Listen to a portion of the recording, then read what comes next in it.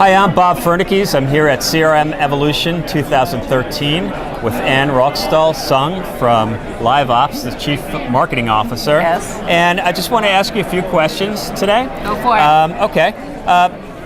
First one about the space. What do you think is the biggest disruptor in customer service today? Well, I think the industry is going through some really exciting times right now. But if I have to pick one, I would say social media is the biggest disruptor. It's a two-way public conversation that is taking place that a customer service organization is not used to accommodate, if you will. And as a matter of fact, we, as a leader in the cloud contact center space and a true believer in multi-channel, we're always keeping an eye on, how are the consumer behavior changing. So we did a research with Harris Interactive recently, and actually showed of the 1,250 consumer survey, about 8% of them use social media for customer service today, but it's quickly growing to 11%. Wow. So that is, if you think about 5 years ago, 10 years ago, literally what chat was, right? So it's a big thing, and I can tell you, so consumer, they just want to be serviced on the channel of their choice, and they channel hop a lot lately, and when they do have an issue, they escalate on social media. But I can tell you that most of the contact centers out there are ill-equipped to handle that, and so there is a cost for sticking your head in the sand and not dealing with social media, and this could be customer churn. The negative word of mouth on social media is probably 2 to 3 times, depending on which research that you read, than that of a real world negative word of mouth. So the viral effect can really come to bite the brands, if you will. So yeah, so social I think is an exciting time for customer service industry to kind of look at how they provide people, process, and technology today. Right. Now, LiveOps is known as the agent expert. What do you think is why the agent is so important? Well, one is that they're the largest workforce in your company. So they're the guys that are called on to deliver upon the brand promise, right? So if somebody is having a problem with your product or your services, and they actually proactively reach out to you, that last mile is how you're going to judge how well you actually can deliver against what you have promised to the market at large. So, agents are definitely very valuable, and we're seeing this not just from an inbound customer inquiry perspective. Agents are increasingly doing outbound, proactively notifying people, managing membership, and let people know when there are problems coming up. So this is a workforce that, when managed correctly and empowered correctly, this can be literally turning into a sales force for your organization and be able to provide customer retention, upsell, cross-sell in a way that's relevant to what a customer might need. So that leads me to another question. If the agent is so important and it's such a large part of your workforce, do you see the profile changing at all? Oh yeah. It's interesting. The contact center, when we define agents, we're not just saying customer service agents, we're looking at sales and marketing as well. It's anybody who actually interact with a customer, right? And we all map the customer experience journey across the whole purchase life cycle. And the old saying goes, it's cheaper to keep a customer than to acquire a new one. So I think this retention part of the equation is absolutely key. And so as sales do outbound, very much their ability to close a deal is dependent on the customer experience with the brand, and that's typically more affected and impacted by the agent who are doing customer support today. And as marketing do a campaign, and they're doing a social media campaign, and if you're not managing the sentiment, listening, and not just listening, actually engaging and responding back in a very timely manner, usually it's like less than 6 hours from the post, then you're not going to get the effectiveness that you need for marketing campaigns. So we're seeing the profile of the agent changing, and even demographically, it's like our kids are growing up, the millennials, Right. This is a great entry job to, represent a brand and service customers, and they tend to be much more socially active.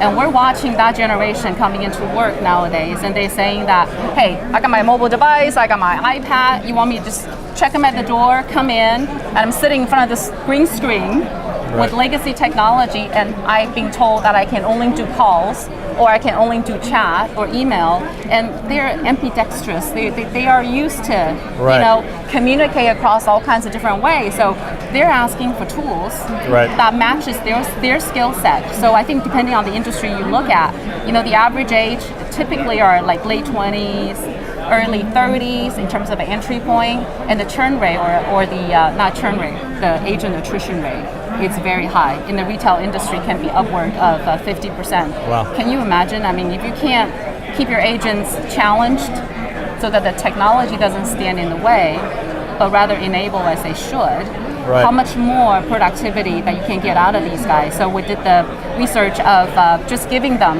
a cloud-based, window-based, multi-channel agent desktop, so they can actually service across telephone, email, chat, and selectively social media based on their profile, attributes, capability, and availability. Right.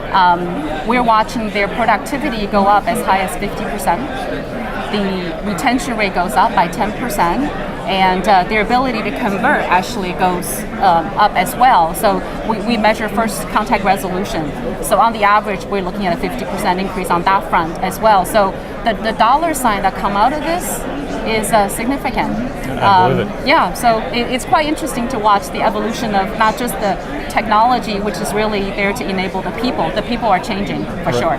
Yeah. Now, okay, so we've touched on social media. Yep. We've touched on the millennial generation. The next question is obvious. How about mobile? What's your mobile strategy for customer service? I know. So one thing that I do want to say, mobile is a device. It's not a channel. So, and I was thinking, with the proliferation of all the mobile devices, what that means that you're doing email, you're getting texting, going at the same time, you're chatting.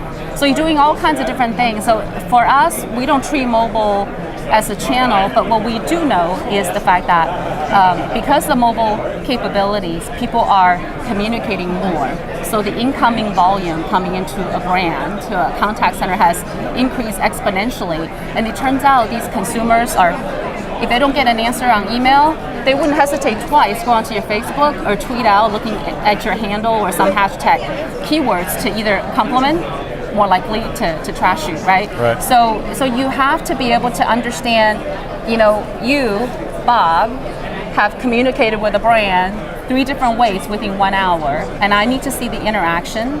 And me as an agent, I can close all 3 of them at the same time, and I can actually talk to you on Twitter. And then if you lost your password to your PIN something, I wouldn't tell you that obviously via Twitter. I would send a link back to you on my tweet and click on it. You can schedule a call back or start a private phone conversation immediately without opening that to everybody else in the world. So I just kind of pivoted you from a public to a private channel. And so suddenly the public conversation went private, and mobile actually is calling for such an ability to maintain the integrity of the conversation without putting you back into the queue and probably make your exacerbation or your DSAT score go way up, and then I possibly can lose you as a customer. So we're seeing that ability to take the mobile conversations, pivot them to a private channel, actually a very critical part of customer service today. What should come first, contact center or CRM? The chicken or the egg? Yes. Okay, so I'm going to submit my humble opinion. Okay. It's like the Maslow hierarchy of need is food and shelter, and then you get to the self-actualization on the top, right? So food and shelter is just know who your customers are, right? So know their contact information, hopefully transactional information, and where we come in, we're the engagement layer on top of it, right? So it's no good just to know who they are, and when you can't actually engage with them to answer their question or proactively, interact with them on the channel of their choice. And we just went through social, mobile. The choice now is, yes, we want to be able to communicate on my channel of preference, can be any of those. So from the engagement layer, we do the customer engagement, we capture their interaction history, that all gets appended to the CRM. So if I have to say, I would say the CRM is foundational, period, and the engagement is a layer on top that allow you to seamlessly right? Actually do something with all that customer knowledge and deliver the personalized, excellent, outstanding service that you should do. And then ultimately the nirvana, the self-actualization equivalent, I think is the customer experience we all covet, right? And that's what this whole group is, set out to do. What the CRM Evolution, customer experience seminar, all of those are designed to talk about this. So customer experience is, at the end of the day, we all get disintermediated and commoditized. Right. It's how you are treated intelligently, according to the way you want to be treated, that makes a big difference. Right. So for me, then, I guess to answer your question, the egg will be CRM. The chicken, perhaps, is LiveOps, the engagement portion of it, and then we're gonna have this chicken cordon bleu thing at the end of the day with the self-actualization or something like that. But right. yeah, so that's my humble analogy to how things should work. Excellent capstone, and thank you so much for coming to this conference. You're welcome. Ann Ruckstuhl, CMO of LiveOps. Thank you for having us.